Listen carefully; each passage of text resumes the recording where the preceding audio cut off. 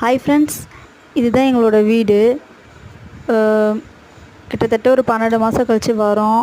சில விஷயங்களால் வர முடியல, வீட்டை பார்க்க முடியல, பர்சனல் ரீசனால். இங்கே பாருங்கள் எப்படி இருக்குன்ட்டு. நான் கிச்சன் டூரும் போட்டிருக்கேன் பாருங்கள் ஃப்ரெண்ட்ஸ். யாருமே இந்த மாதிரி ஒரு டூர் போட்டிருக்க மாட்டாங்க, நான் மட்டும் தான் போடுறேன். இங்கே எல்இடி டிவியும் உடஞ்சி போயிடுச்சு, அதனால் இந்த டிவி வச்சுருக்கோம். எவ்வளோ ஒரு தூசியாக இருக்குது பாருங்கள் ஃப்ரெண்ட்ஸ். எல்லாத்துக்கு கீழேயும் செல்லு புத்து இருக்குது.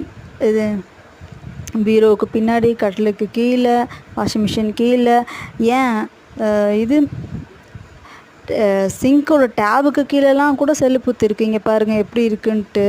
இதெல்லாம் வித்தியாசமாக இருக்குது. செல்லு புத்தா குழவி கூடான்னு கூட தெரியல, அவ்வளோ பெருசாக கட்டி இருக்குது. இங்கே பாருங்கள், நான் உங்களுக்கு பீரோவுக்கு பின்னாடி காட்டுறேன். அந்த பக்கம் இருட்டாக இருக்குது, ஆனால் அது அப்படியே மேலே பிடிச்சி அப்படியே எல்லா கார்னர்லேயும் இருக்குது ஃப்ரெண்ட்ஸ். மேலே பிடிச்சி போயிருக்கு. ஆலோ பிளாக் வீடு கட்டுறீங்கன்னா கண்டிப்பாக எப்படியாச்சும் டைல்ஸ் ஒட்டிடுங்க, இல்லைனா வீடு கன்றாவியாக மாறிடும். இங்கே பாருங்கள், அந்த சிங்க்குக்கு ஃபுல்லாக இருக்குது. தேங்க்யூ ஃபார் வாட்சிங்.